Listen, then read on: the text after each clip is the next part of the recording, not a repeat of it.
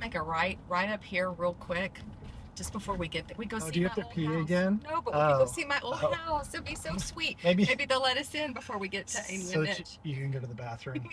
No. We haven't stopped twice like we normally do to drive 20, 25 minutes. So I'm thinking that this is your bathroom break.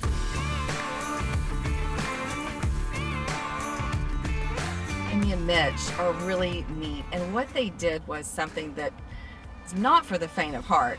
They actually moved out of their home for 11 months, let the designer come in and basically just completely update their home from like 1980 all the way to 2024. So I'm excited to go over there today and cook with them and break in that gorgeous kitchen. Yeah, so we're gonna do a little different style for this one. We're not gonna do like a giant plate. This is more like kind of noshing around the table. Did you just make that up? No, nosh? Do y'all know what noshing is? Yeah, so let's go nosh around the kitchen. Let's go see Amy and Mitch. Hey, I'm obsessed with your kitchen already. Oh. And I haven't even opened all the drawers yet. I'm going to investigate just a little bit more. But tell me a little bit about the decision to go into either remodeling or just starting over and finding a whole new home. Well, we talked about this house was built in the late 80s, and Mitch bought the house after it was probably a year or two old. You know, we were gonna do the remodel. We talked about it, and then COVID hit. And then we talked about, do we buy or do we remodel? Well, you know, at that point, houses were just going up so much. Yeah. So it's kind of like we need to, and we like the neighborhood. We really like the neighborhood. So we decided to remodel, and we had already worked with our designer, Jennifer. Don't know if we really considered the whole house, but we looked at stages and living upstairs, and then it was like, no, we need to move out. And that just turned into a big project. We've learned how to use the appliances, but we still have a lot of questions. Yeah. And Garth had said, whenever you're ready, you know, I'll help you through Yes. with a lot of the questions. But like having a steam oven, I want to use that to the fullest. Absolutely. And I've seen these pictures of different things cooking on different levels. I'd love to know how to do that. But anyway, we're just real excited to have y'all here. Okay, I want to know more about the history of this island. So it actually started with the countertop. I Really? start all of my designs with the countertop. This is, to me, the art in the room. It is. This is the one thing that I cannot custom color because it is, I call it God's art, came out of the earth this way, and that's what we were working with. And how fun for you to get to watch it from 1980 to Oh, goodness. 2024. Yeah. The most fun part is to walk into a space on day one and look at what I have to work with, and the wheels just start turning. Yeah. You know, and from day one I saw this layout, and we proposed different layouts, we proposed different options because we always want to accommodate the client's needs, you know, and everybody's needs are different. Sure. All right, enough of the pretty stuff, Mitch. Now it's time to cook. That's what's required for us to eat. So this could be a holiday menu item. It could be something that you just use year round. It's a little more dressy version of something seafood, which a lot of times you don't think about seafood as being, you know, with Thanksgiving, Christmas, Hanukkah, whatever your holiday is, but we're gonna do a dressed up version. So we're gonna do a jumbo sea scallop. We're searing that on your new range top. We're gonna serve that on a bed of wilted spinach and arugula, some Texas grown stuff with some shallots. And then at the base, we're gonna have a sweet potato latke, which is an old Jewish potato pancake. Okay. But we're using sweet potato. It's a little bit healthier. Some kind of fun additions to it to bump up the flavor. And then holding it all together is going to be this herb crema sauce. So I think you're ready for it. Yeah. I think you can do this. Yeah, I think so too. All right. Okay, so the first one is going to be the sweet potato pancake or sweet potato latke. And we're going to start with sweet potatoes, obviously. Because if we're going to sear them and we want them caramelized and brown and golden and crispy and delicious, we need to have the most moisture out possible. So we're gonna shred them and then we're gonna drain them and try and get water out. All right, Mitch, so what's happening right now is we've got a nice little towel. I got it a little bit damp just to make it easier to work with. These are the shredded carrots, onion, and sweet potato that have been sitting there with a little bit of salt to pull the moisture out for about 20 minutes. Now we're gonna take those and you're gonna make a big, like a jelly roll. So roll that over. Okay. All right, so what I'm doing now is I'm twisting this. Okay. So now I'm just gonna pull it. Actually, why don't you grab that side there, Okay. Mitch? Okay. So all that water was in there. So when we're roasting a sweet potato, it's great. We want moisture. We want a real fluffy sweet potato. But when we're searing it and we want caramelization, we want it as dry as possible. Pretty cool. I've got a few things that are a little different in terms of seasoning. This is fresh turmeric. Do you ever have it like absolutely, vitamins or anything? Yeah, oh yeah. That's good right there. Okay. That was a very juicy one. Because we took the moisture out, adding a little bit in will be fine. Okay, so you're putting in 3 eggs. I'm putting in a little bit of smoked paprika. Good. I'm also going to do a little bit of Aleppo pepper. All right, let's see. So if you'll just use this to kind of stir around. Let me take your eggshells out real quick. Yeah, I see that. Yeah, well, that's a learning curve there, Mitch. Don't worry. You don't like those? Well, you know what? When we make a crispy potato pancake, no one's going to know if they're eating shell or if they're having a really crispy sweet potato. That's true. So mix that in, and while you're mixing that in, I'm going to put in some cornstarch. This is going to help. That's about 2 tablespoons. This is going to help dry this mixture. So will almond flour. Now you can use regular flour or panko.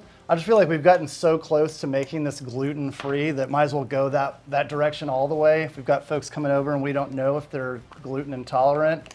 This is a weird one to add to a pancake that's just sweet potato like this, and that's baking powder. So what's gonna happen next is that this is gonna get seared on our griddle. We could use a pan if we wanted to, if you don't have a built-in griddle. Thankfully, y'all do. And then it's gonna get laid out. We can put it in the oven because it holds warm really well also. Like this is perfect for entertaining because you really can't mess it up. Whether you're using a griddle or a sauté pan, a cast iron skillet, I wanna make sure the oil I'm using has a high smoke point.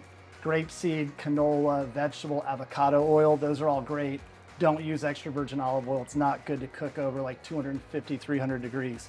And the griddle right now is at 475. We're gonna let those cook for about 2 to 3 minutes on each side. We'll flip them, we'll put them onto a tray, and those can get finished in the oven. Pick up one of your scallops, one of those 5 over there. So, and I'll pick up one of mine. They look pretty close to the same. So if you just look around, yours was actually a little easier to identify what I'm about to show. It's right here. That right there. So this right here is the side muscle. Yep, so you'll pull that off. And look, show the camera just how small that is, the little side muscle part.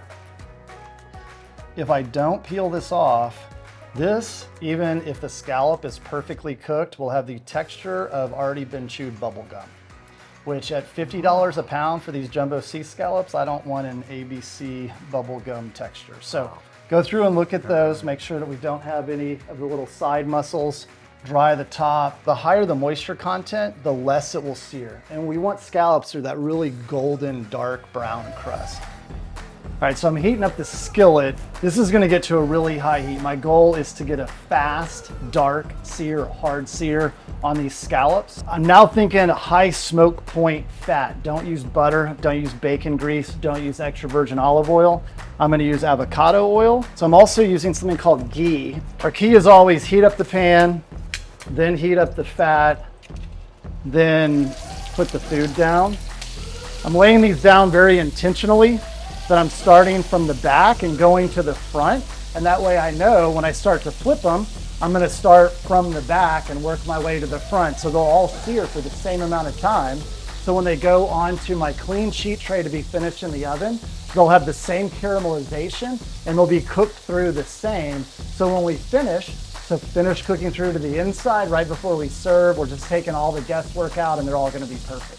All right, so the final portion for getting this ready to go on a plate and for us to do some eating is to take our sweet potato pancakes. We're gonna put those in the oven at 325, 350 on convection, somewhere in there. They're already cooked mostly. They're just gonna get heated through the rest of the way. And then if you have an amazing steam oven like Amy and Mitch do, I've got this on convection steam at 325, where it's going to finish cooking them through. It's gonna keep the caramelization, but it's also gonna protect those scallops to stay nice and moist. And they'll go in each of those for about 3 to 5 minutes till they're hot, finished. They'll go on the plate and we'll be ready to eat.